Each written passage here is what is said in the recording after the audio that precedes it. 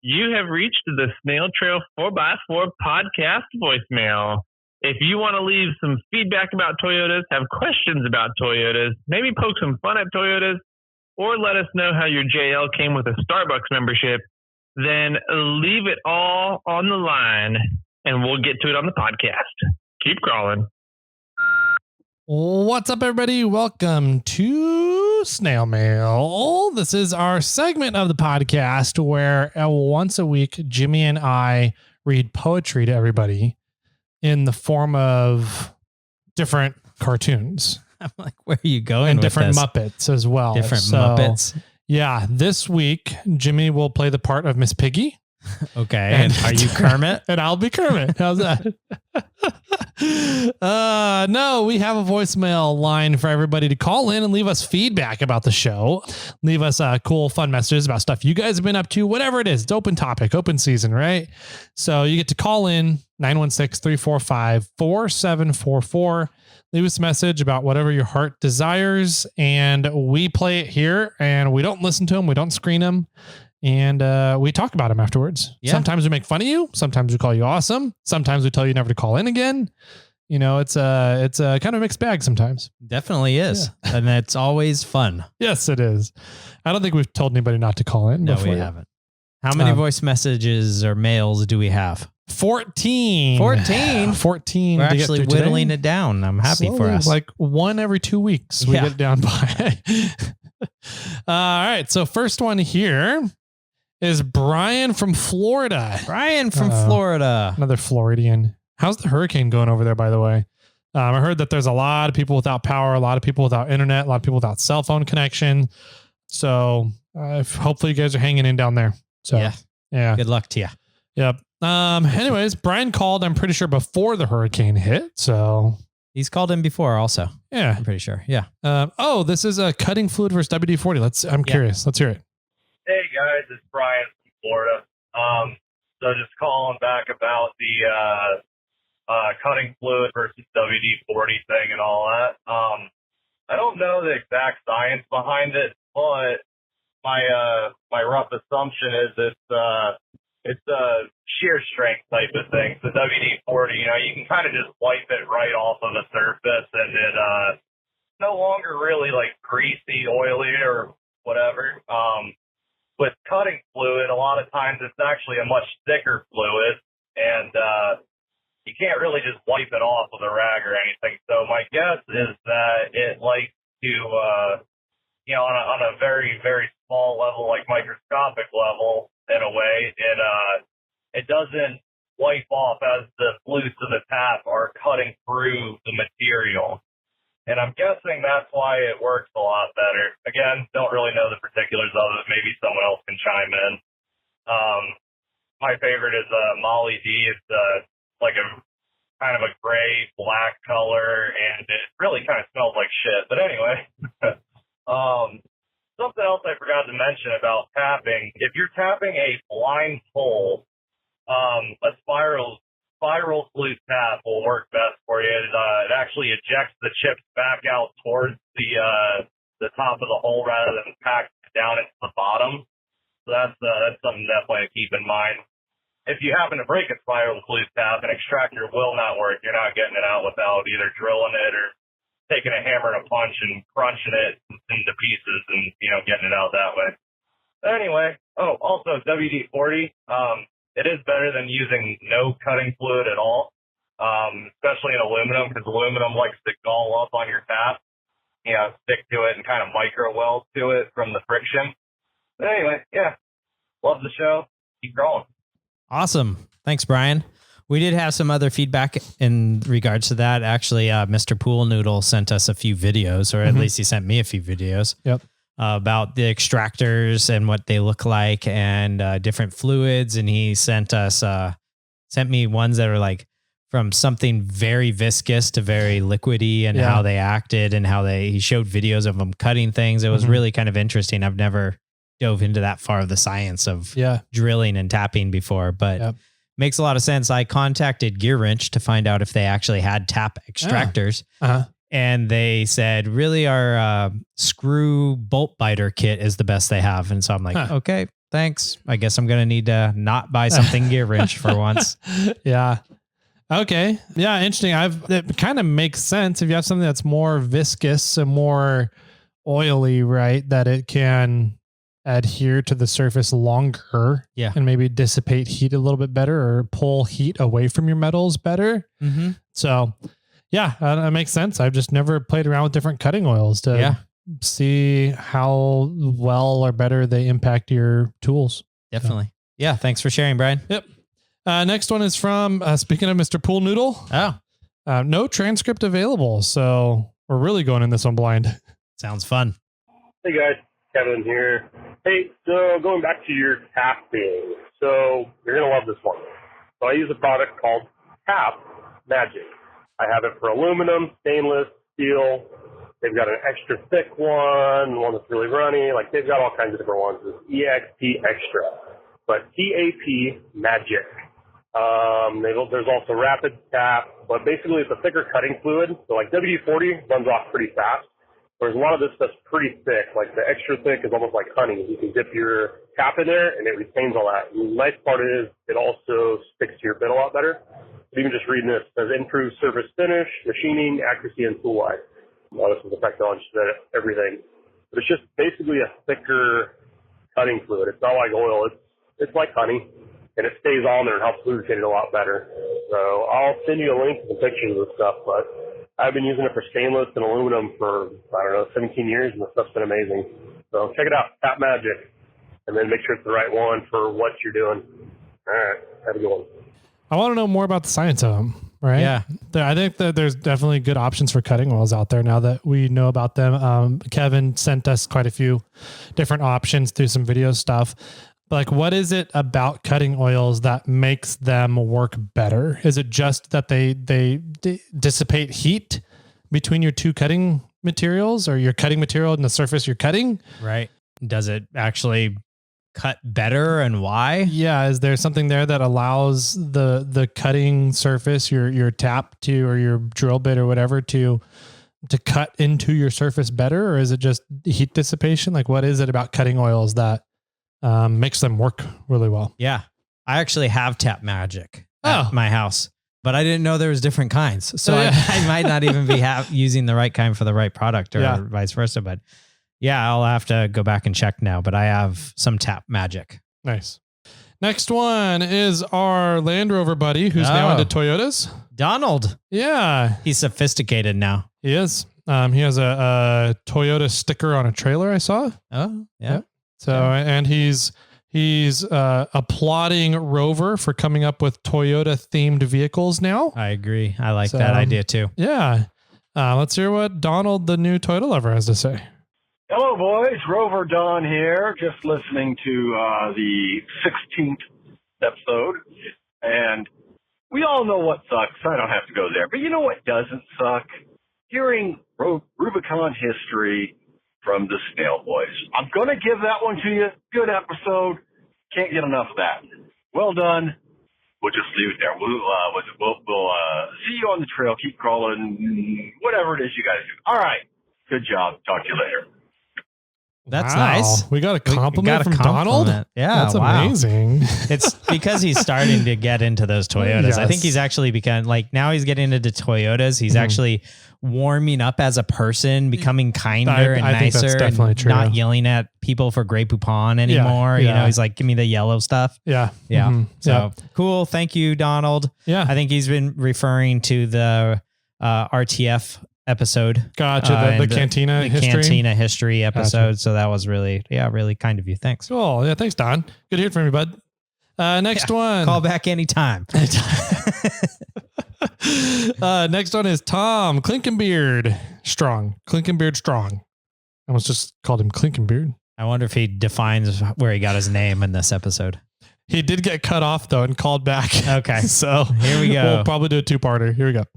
Hey guys, it's Tom with ClinkingBeardsStrong again. Just calling in response to your Dana 44 episode. I know you probably are going to get a bunch of flack about it, but I think you guys did an excellent job.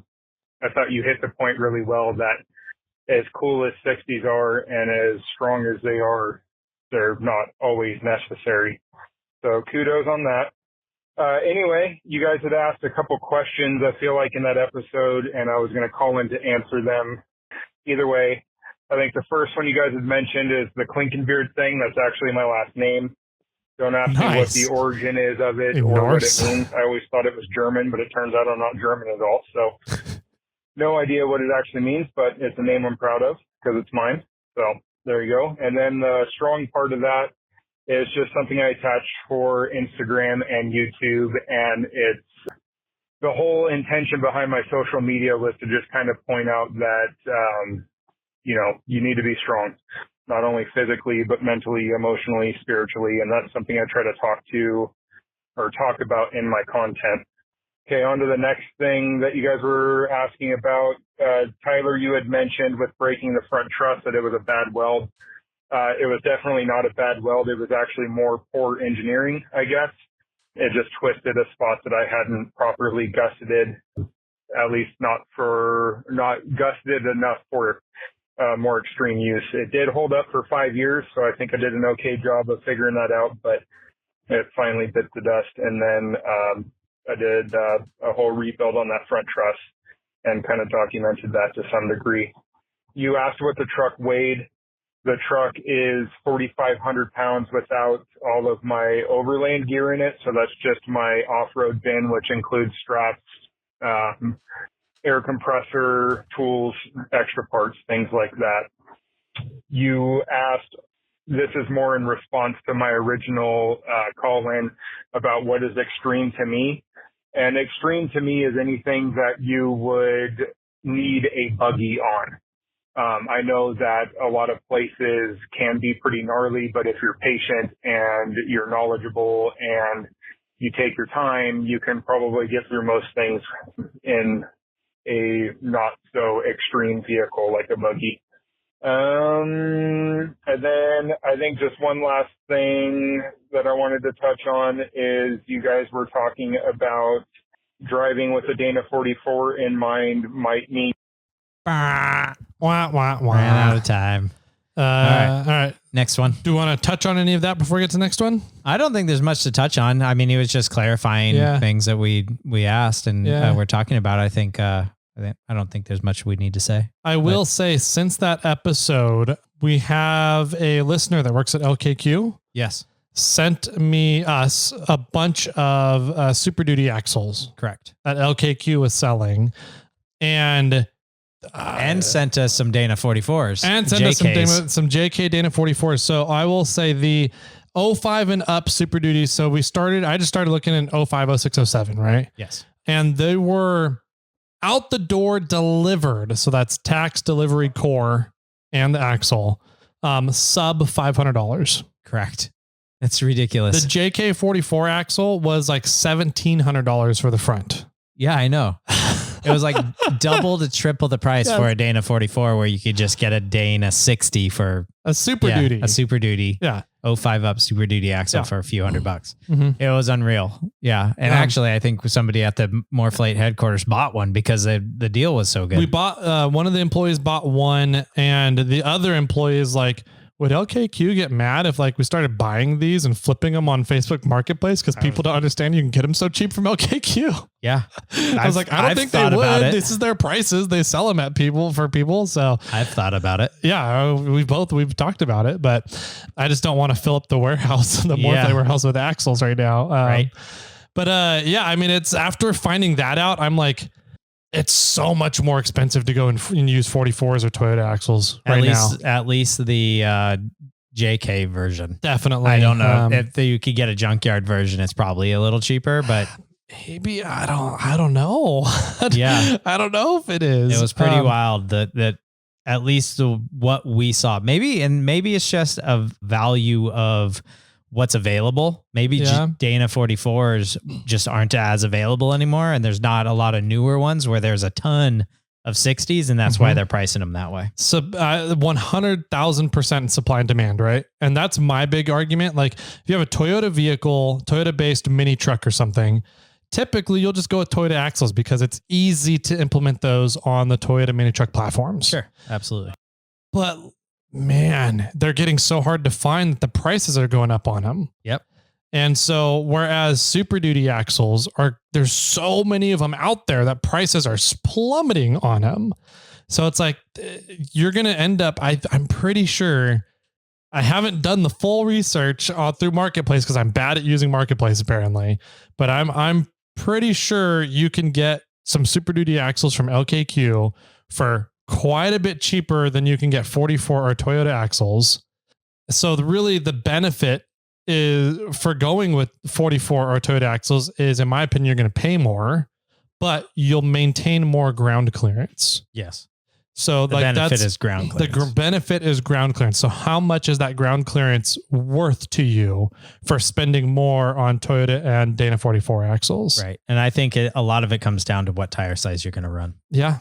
Right. If you're not going to run a 40, mm-hmm. you probably don't need 60s. Yeah. But like everybody wants to run 40s. I don't disagree with you. Disagree. But if you're going to get 37s and Dana 60s, you're not going to have any ground clearance. That's true. So it just, there's a lot of little arguments there, but it was shocking once the listener listened to that. He sent us the pricing. Yeah. And it was like $1,000 more for a set of 44s. Yes. So that's pretty crazy. Not even a set, just one. For one. Yeah. Yeah. And then if that's the case, I mean, it would be stupid to go that route. Yeah. Just due to those prices. Mm-hmm. Yeah. Yeah.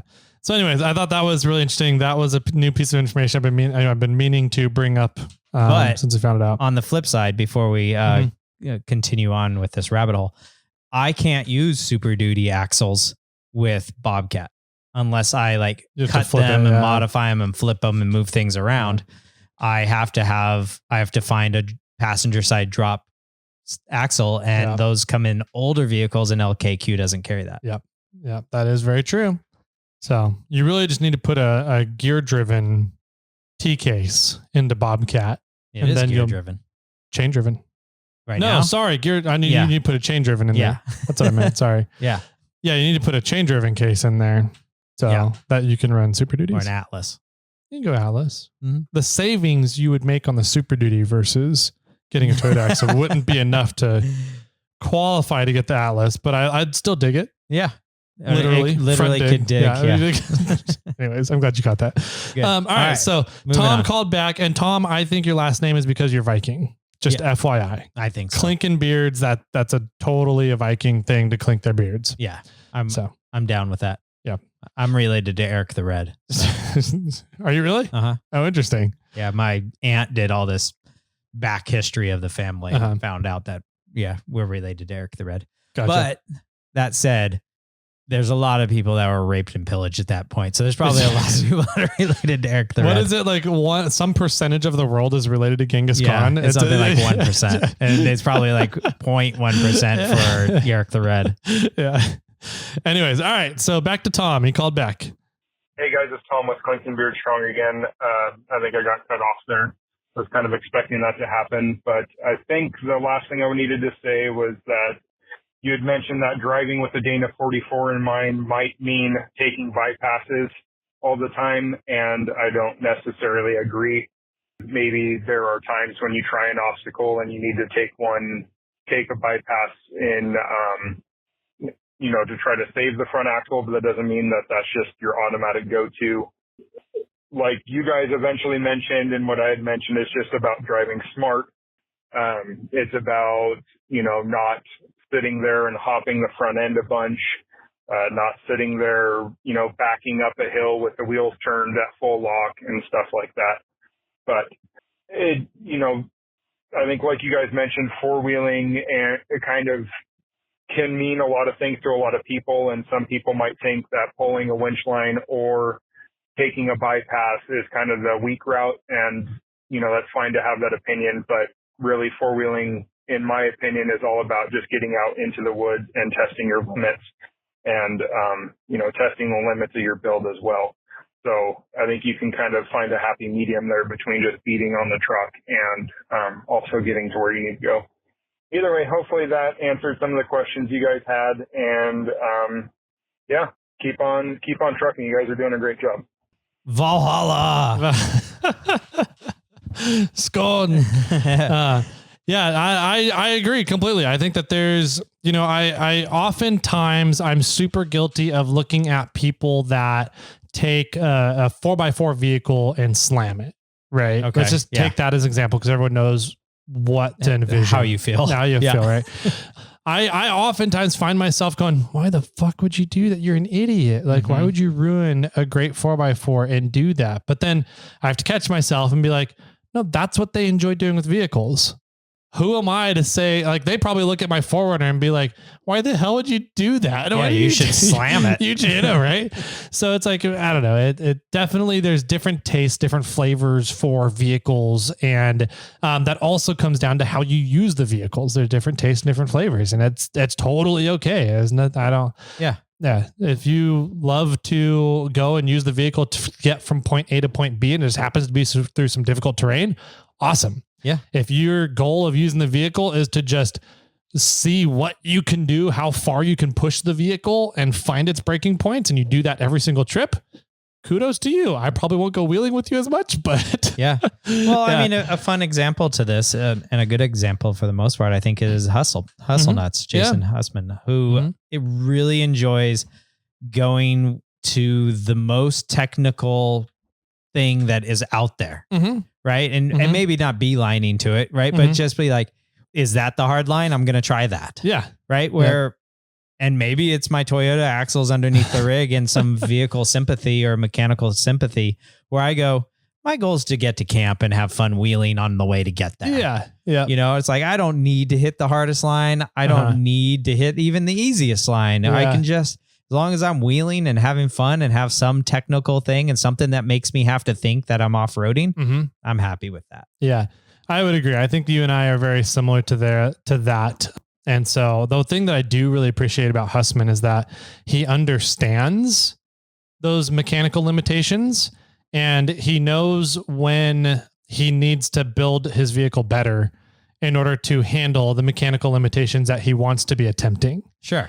Absolutely. Like his axles, for example, like the whole rebuild on the buggy. Yeah. He knew that he needed to be stronger axles and wider for the stuff that he wanted to get into.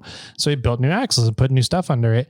And then he realized that he needed to be able to shift faster than a clutch pedal would allow him to. Well, or not have a clutch pedal at all because you needed more control with 2 feet on the brake and 1 foot on the brake and 1 on the gas. And that's little bit of fraction of time of going from one to the other or trying to 2-foot it didn't give him the control that he wanted when he was in a crazy obstacle or at a crazy angle or in a awkward situation. Yeah. And so he fixed that and he went to a new setup. Right.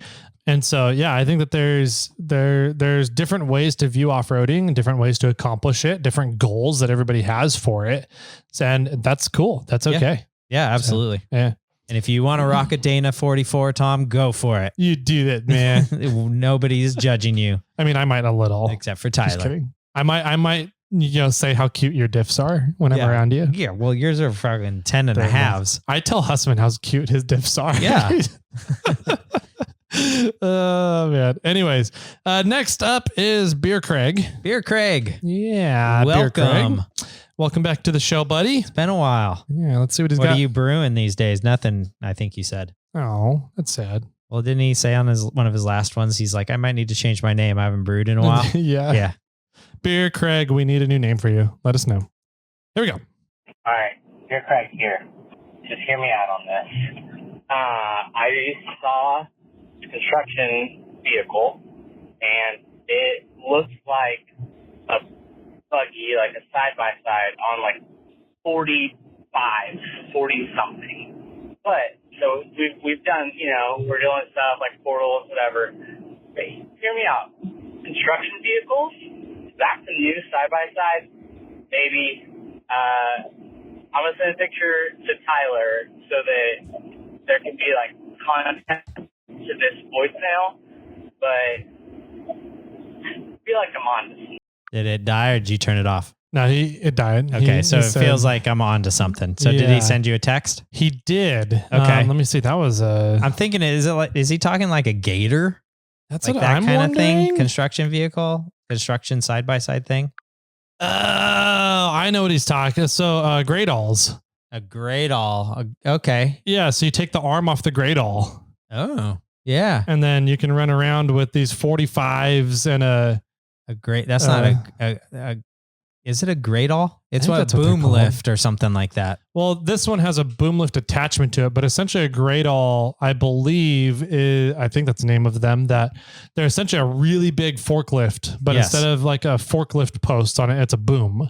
Yeah. And it can extend and go up and down. Yeah. So this one has a people basket on it. Yeah. But yeah, front steer, rear steer, low center of gravity. Very low. Very no little articulation. Yeah, no articulation though. That would have to be kind of fixed. I mean, side by sides don't have a ton of articulation. They just slide over things, right? Yeah. That's their goal. I don't know if there would need to be a power thing. I don't know if that has the power. Well, no, you wouldn't even need that because the arm can extend out. So you can just reach out and then pull yourself up objects. Yeah. Have you seen that video of the guy and then like a Forerunner or something? And he lowers the tire carrier. Yes, that's a creepy. Is that creepy? Yeah, and then Derek. the tire. Oh, that is creepy. Oh, okay. That's creepy. And Derek Rickford. Yeah, something like that. Derek Rickford, I believe is his last name. Somebody sent me that and he's like, "This guy needs to be on your podcast. He's got an interesting story to tell." That's Derek, man. Yeah. Super cool dude. I love. He was out on a few recoveries that we've been chatting with. Yeah. Yep. Back last year at least. Yep. Cool. Do we want to do any more? I think we got time for one more. All right, let's do one more here. All right. But Beer Craig, they're too heavy in my opinion. But if you can figure a way to lighten them up and give it a little go-go juice, I think you're onto something. Yep. All right, cool. Let's see. Donnie called back. Yay, Donnie, welcome back. Yeah, he did call back anytime. So here we go. Let's do something to do with episode 540. See if he's happy again. Hey, boys. Your man Rover Don here. Toyota Don. And today, I think we're going to be in agreement. Whoa. So, I'm listening to episode 540. Just in the intro, you're laying out your premise about new versus old. I haven't gotten any further, and I thought I'd call at this point before I hear your actual arguments. And I think we can all agree the reason that you're recommending a Jeep is, let's face it, although neither of us is likely to buy one, it is the easy button of off-roading. You can walk on the dealership, walk out with a fully locked, built truck, basically. It's on 35s, even 37 stock, and it's ready to go for most wheeling. That, the aftermarket, is effectively unlimited for the Jeep platform in America. There's no denying choice for the average person. Now, if you have a particular favoritism, let's say, or a brand, or you like to do things differently just to be different, well, sure, Jeep's not for you. Other than Jeep, maybe Bronco, but other than Jeep, in new vehicles, they're just too hard to modify.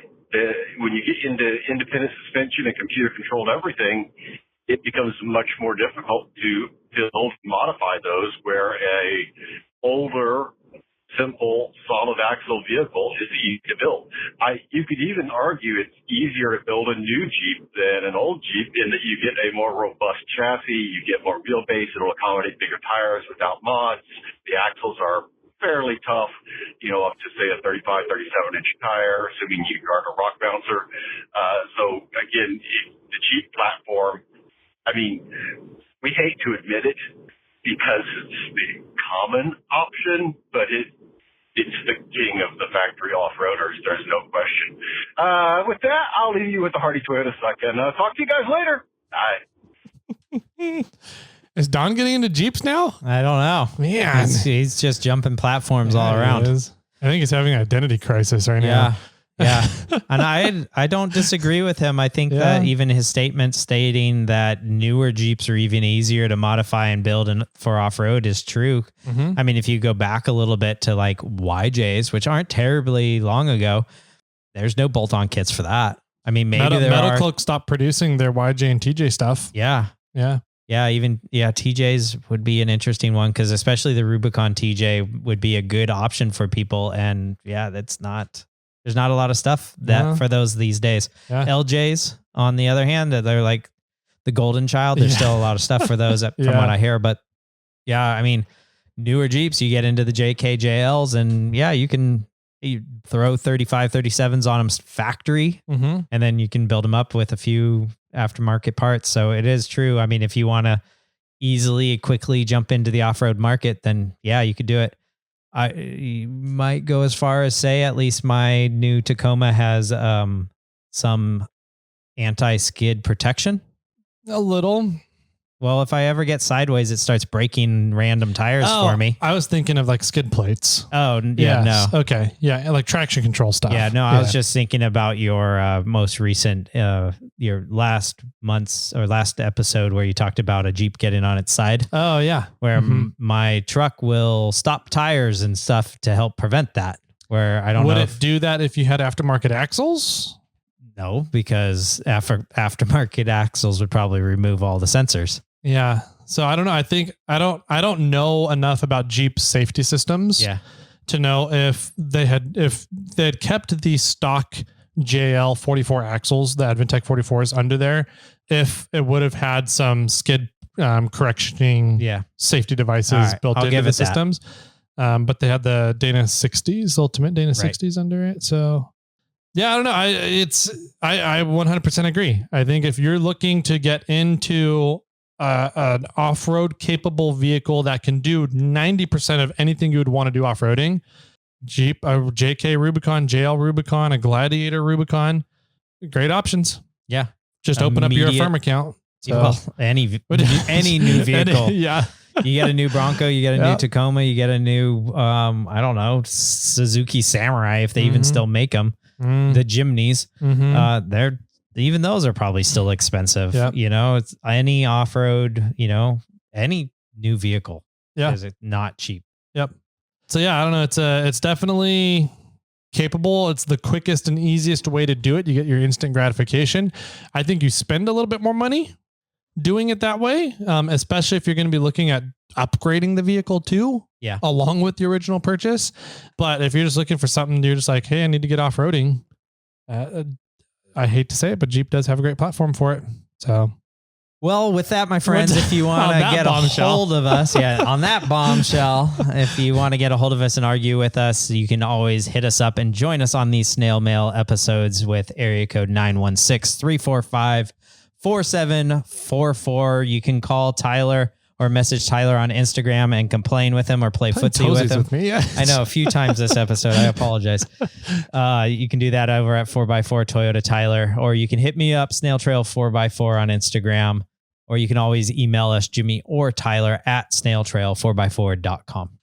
I like it. Everybody have a great and safe weekend out there. Hopefully you guys are still getting to enjoy some of the weather we still have. And then we'll get into fall and then snow wheeling season. Whoop, whoop. So without further ado, we'll see you guys on Monday. Stay safe. Be out. Be out. The number you have called has been disconnected.